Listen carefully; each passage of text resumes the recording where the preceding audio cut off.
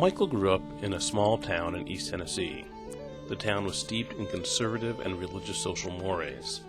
He realized at age 14 that he was different from the other boys in his environment, but it wasn't because he was an only child, or because he happened to be adopted. He was gay. He realized that he had to go out into the world to be who he was, so he picked a college that was almost 5 hours away from his hometown. There, he was able to find others like himself and people with whom he could relate. As he grew into his 20s, he had come out to everyone, including his parents, and he was no longer that scared little boy expecting an unhappy life. He understood what it meant to be free and to be himself. He knew something that Matthew Shepard later learned all too well, that small towns are not always the best places for people like him.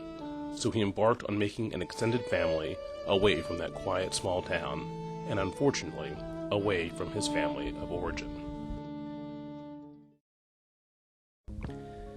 Justin was born in England at the dawn of the Roaring '70s, the only child of an only child on his father's side, and the first of 3 only children on his mother's.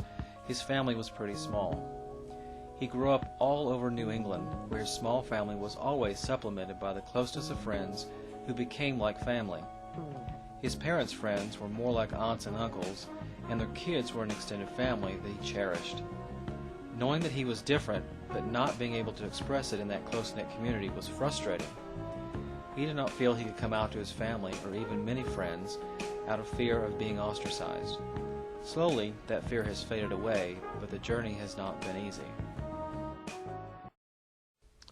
Both of us come from families where the notion of creating a family of choice was paramount, whether it stemmed from being adopted or from not being close to his extended relatives. Choosing family members came naturally to Michael.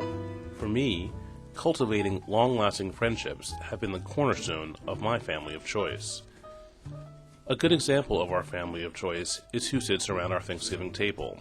The laughter is the same, the stories are the same, but instead of aunts and uncles fighting over the drumstick, it's the people who have entered our lives and become our family.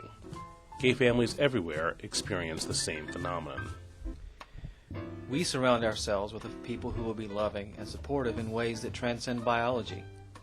Who would have imagined that a Buddhist-Japanese war bride would be in our family of choice?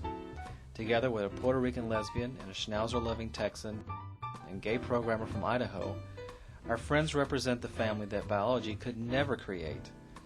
When we gather our family of choice for holidays, outings, or in times of crisis, they are all people who accept us for who we are without hesitation.